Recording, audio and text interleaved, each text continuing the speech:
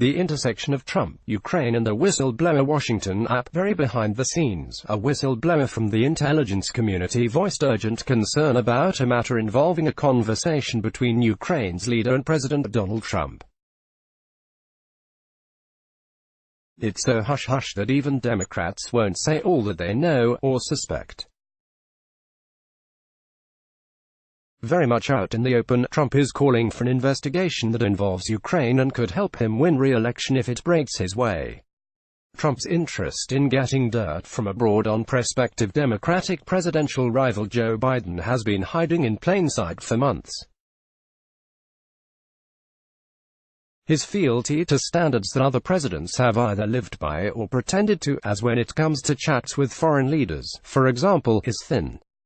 This is, after all, the man who openly encouraged Russia to snoop on Hillary Clinton's email and much more recently said that, sure, he'd listen to foreigners who come to him with dirt on an opponent.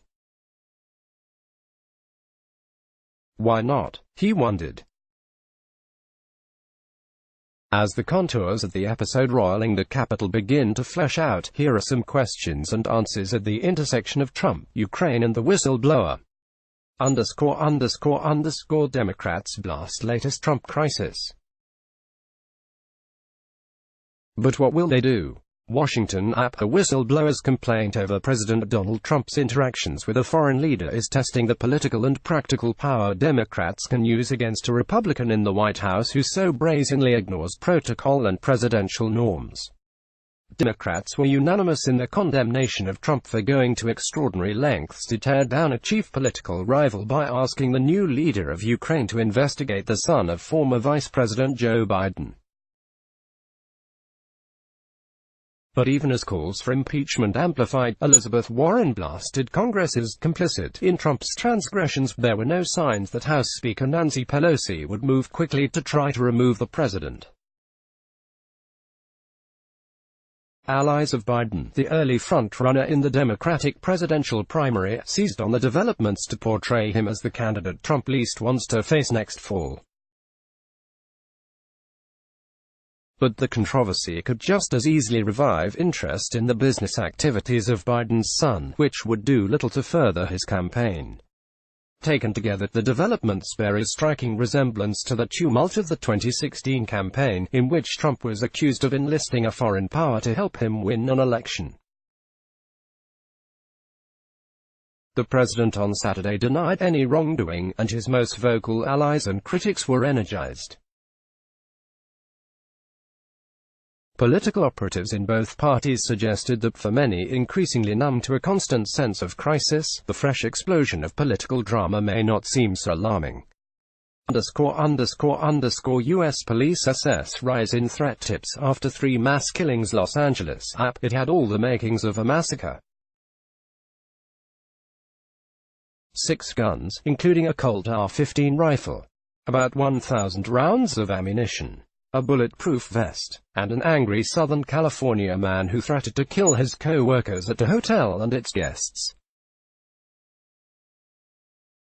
But a concerned colleague intervened, alerting authorities who arrested 37-year-old Rodolfo Montoya, a cook at the Long Beach Marriott Hotel, the next day and discovered the arsenal where he lived in a rundown motorhome park near industrial buildings. In the weeks after 3 high-profile shootings in 3 states took the lives of more than 24 people in 1 week in August, law enforcement authorities nationwide reported a spike in tips from concerned relatives, friends and co-workers about people who appear bent on carrying out the next mass shooting. Some of those would-be shooters sent text messages to friends or posted on social media that they hoped to one-up previous mass shootings by killing more people.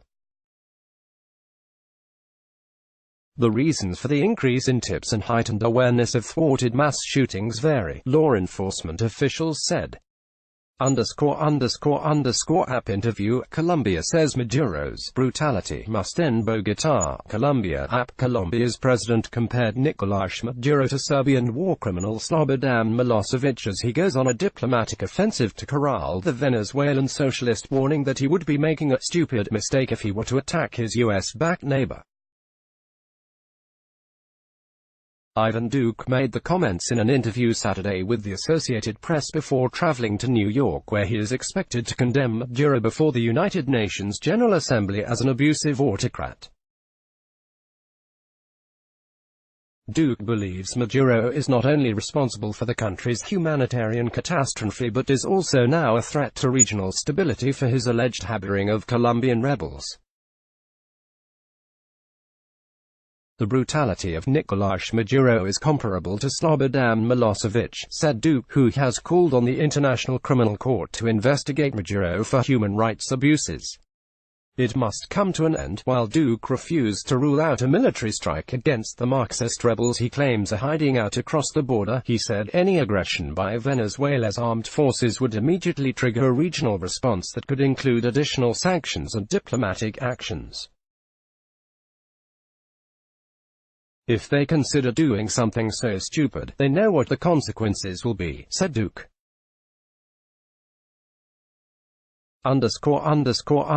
Charge against airline mechanic highlights insider threat. The arrest of an airline mechanic suspected of being sympathetic with terrorists and charged with sabotaging a jetliner has renewed fear about the insider threat to aviation security. Despite security upgrades since the hijacking terror attacks of 2001, breaches including a gun-running operation at the nation's biggest airport illustrate the possibility that a well-placed airline or airport employee could bring down a plane. Should people be worried? Hell, yeah, says Doron Peli, a former aviation security consultant in Israel. This doesn't require a suicide bomber. It requires access to an airframe, an aircraft and motivation. Several experts interviewed for this story said it would be difficult if not impossible to stop every determined criminal or terrorist. They said steps that might beef up defenses against an insider attack, such as requiring aviation workers to go through security checkpoints just like passengers, could add costs and slow down work that goes on at airports. There have been several cases in recent years of insiders using the special access to board planes without going through security. In one case, even steal a plane. They haven't harmed passengers, and there hasn't been clamoring for tougher security.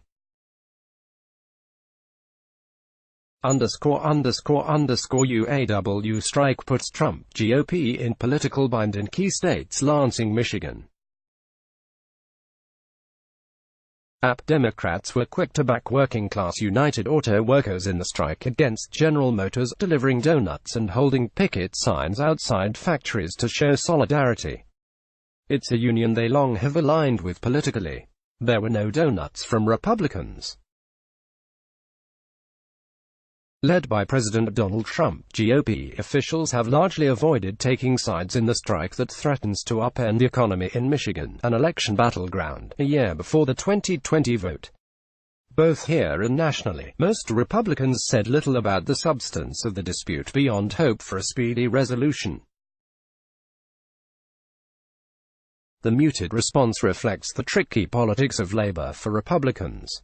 Trump has made inroads with members of some unions, due partly to promises to get tough on trade and keep manufacturing jobs in the United States. The message pulled key voters away from the Democratic union bosses, who Trump argues are corrupt. Stake, beer and politics. 2020 Democrats descend on Iowa. Des Moines, Iowa, with marching bands, drumlines, hundreds of yard signs and at least one fire truck. Democratic presidential candidates made a colorful and often loud pitch to Iowa Democrats at the Steak Fry fundraiser in Des Moines on Saturday. The event, a fundraiser for the Polk County Democratic Party and one of the biggest remaining opportunities for candidates to flex their organizing muscles in Iowa before the caucuses, comes as a number of candidates are facing an uncertain future in the race and shaking up and ramping up the campaigns in an effort to break out of the pack. With thousands of Iowa Democrats braving ominous gray skies and intermittent rain, South Bend Mayor Pete Buttigieg, punctuating a summer-long build-up in Iowa, drew one of the most robust receptions. To the chants of Pete, Pete, Pete, the once little-known candidate began his speech joking, "I guess I can cross out the part where it says my name is Pete Buttigieg, likewise, California Sen." Kamala Harris, who announced Thursday she is going all in on Iowa in hopes of a top 3 finish despite lagging in national and Iowa polls. "I'm moving to Iowa," Harris thundered, albeit facetiously, from the stage at a sprawling riverside park in Des Moines. Trump heads to UN with long list of deals he's yet to close. Washington. President Donald Trump, a self-described deal maker, is saddled with a long list of unresolved foreign policy deals he has yet to close heading into his UN visit this coming week. There are challenges with Iran, North Korea, the Afghan Taliban, Israel and the Palestinians, not to mention a number of trade pacts. Some are inching forward. Some have stalled. Trump has said repeatedly that he is in no rush to wrap up the deals. But negotiations take time. He is nearly 3 years into his presidency and the 2020 election looms, which will crimp his ability to tend to unfinished foreign business. "I don't blame the president for having so many deals open," said Nicholas Burns, a former Undersecretary of State who has worked for Republican and Democratic presidents. He gives Trump credit for going after China on its trade practices and talking to the Taliban to try to end 18 years of war in Afghanistan. "But I do think you have to be tough-minded as citizens and grade him," Burns said. "How's he doing? Well, in my book, he doesn't have a single major foreign policy achievement in more than 2.5 years in office, ____4 die after bus with Chinese tourists crashes in Utah Utah. A tour bus carrying 30 Chinese tourists left Las Vegas in the morning and set off through the otherworldly red rock landscape of southern Utah toward Bryce National Park. They were only a few miles away from the park when the long-awaited overseas vacation turned into a tragic nightmare. The driver veered off the edge of the road. When he yanked the steering wheel to put the bus back onto the highway Friday morning, the momentum sent the bus rolling down into a guardrail, leaving carnage and debris in its wake on a 2-lane highway, authorities said. 4 people were killed, and 5 others are in critical condition. The rest of the passengers survived, but every single person aboard suffered some kind of injury. 12 remained hospitalized on Saturday. As is common in tour buses, not everyone was wearing a seatbelt when the bus from a tour company based in Southern California rolled, crushing its roof and ramming the guardrail's vertical posts into the cab, Utah Highway Patrol Sergeant Nick Street said, ____sheriff, 2 dead, 8 wounded in South Carolina bar shooting Lancaster, SC. 2 men were fatally shot early Saturday at a South Carolina sports bar and 8 other people were wounded in the gunfire, authorities said. A suspect was being sought. The shooting occurred in Lancaster, a community about 45 miles, 72 kilometers, south of Charlotte, North Carolina. Coroner Carla Deese told news outlets that the dead have been identified as Henry Lee Colvin, 39, of Rock Hill, South Carolina, and Aaron Harris, 38, of Kershaw, South Carolina.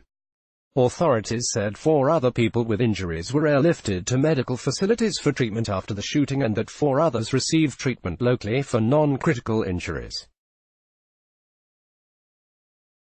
An 11th person had minor injuries while falling in an attempt to flee the scene, officials said. The shooting broke out at the Old School sports bar. "I believe it was one person targeting another," Sheriff Barry Failure said at a news conference Saturday. "Unfortunately, we had 10 victims that got shot. Let's block ads. Why?